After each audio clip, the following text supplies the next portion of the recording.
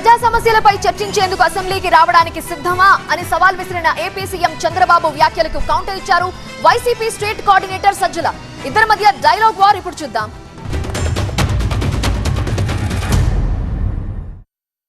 మొన్నన్నారు సిద్ధం సిద్ధం అని ఎగిరిపడ్డారు.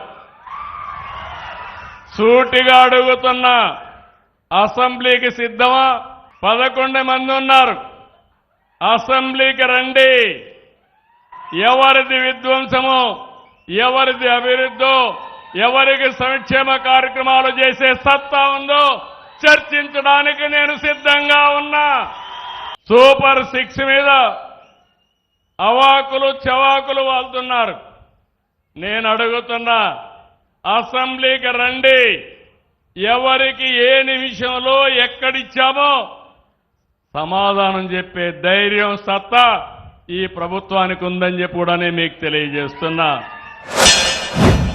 నీకు నిజంగా నీకు దమ్ము ధైర్యం ఉంటే నువ్వేం చేయాలి?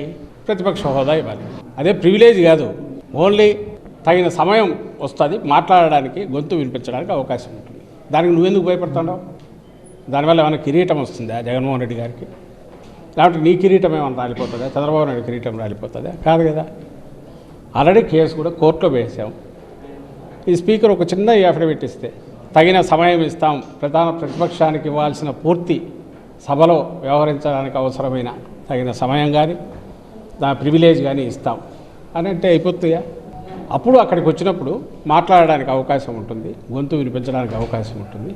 జగన్మోహన్ రెడ్డి గారు ఒకరే వచ్చినా ప్రజల గొంతు బలంగానే వినిపించగలరు. అయితే ఓన్లీ థింగ్ ఈజ్ నీ మందబలంతో ఆ గొంతు వినపడకుండా తొక్కేయకుండా ఉండడానికి ఎట్లా అవకాశం వస్తుందంటే ప్రతిపక్ష హోదా ఇస్తే. అది నీకు దమ్ము ధైర్యం ఉంటే బ్రహ్మాండంగా వచ్చి వినిపిస్తాం.